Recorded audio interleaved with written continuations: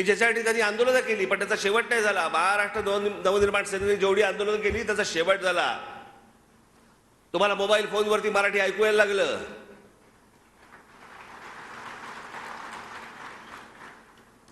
Toll नाके बंद झाले.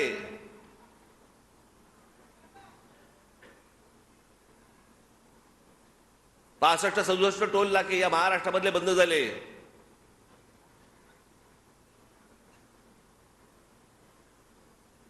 आणि मी पहिल्यापासून सांगत होतो आपली भूमिका स्वच्छ होती, प्रामाणिक होती, आहे.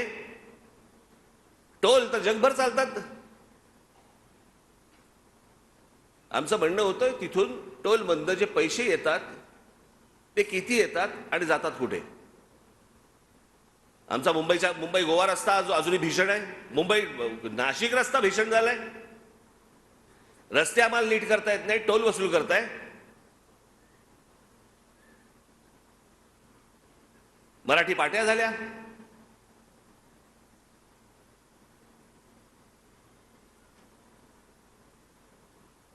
त्या अनेक प्रार्थना स्थळांवरचे मशिदींवरचे आम्ही भोंगे काढायचं म्हटलं, बंद झाले होते भोंगे. पण हे डरपोक सरकार, आधी जे उद्धव ठाकरे सरकार होतं त्या काळामध्ये आपण हे भोंग्यांच्या बद्दल बोललो. ते भोंग्यांच्या बद्दल बोलल्यावरती माझ्या 17,000 महाराष्ट्र सैनिकांवरती केसेस टाकले होते. आणि हे म्हणे स्वतःला समजतात हिंदुत्ववादी. 17,000 माझ्या पोरांवरती केसेस टाकल्यात. तुम्ही काय चुकीचं केलं होतं त्यांनी? ज्या भोंग्यांचा मुस्लिम समाजालाही त्रास होतो,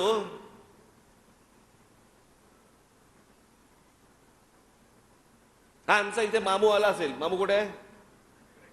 हा बघा, काल त्याच्या भागात गेलो होतो मी. तिकडे अनेक मुस्लिम समाजातले अनेक मुस्लिम बांधव मला सांगत होते की मला तर एक पत्रकार पण भेटला होता मला पुण्यामध्ये. त्याने सांगितलं माझी मुलगी लहान आहे, मला त्या भोंग्यांचा त्रास होतो. मी जाऊन त्या मशिदीमध्ये त्या मौलवींना सांगितलं, ते ऐकायला तयार नाहीत. ज्या वेळेला हे आंदोलन झालं त्यावेळेला सगळ्या ठिकाणी सगळं बंद झालं होतं. पण सरकारच ढिली पडल्यानंतर परत सगळं सुरू झालं.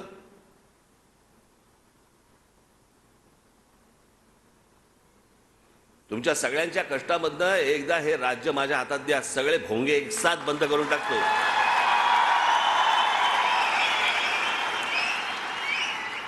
बघू कोणाची हिंमत आहे त्याच्यानंतर परत भोंगा लावायची.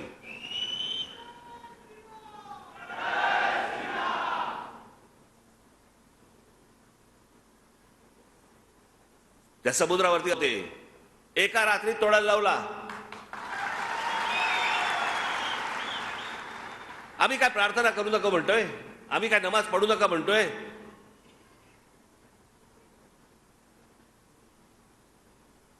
आम्ही बाकीच्या कुठच्या गोष्टींना हात घालतोय? अरे समुद्रावरती हळूहळू हळूहळू सुरू करताय.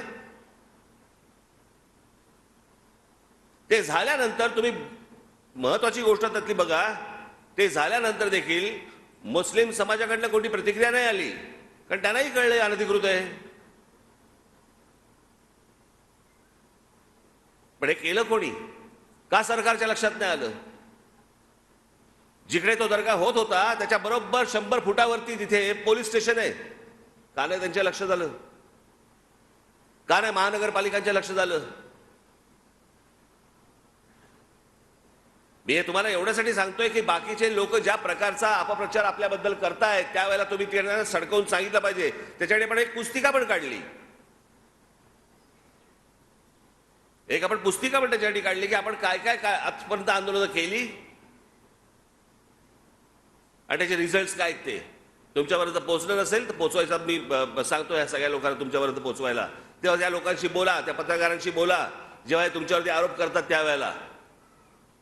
गेल्या 18 वर्षामध्ये आपल्या पक्षाने जेवढी आंदोलनं केली, यशस्वी आंदोलनं केली, इतर कोणत्याही राजकीय पक्षाने केलेली नाही आहेत.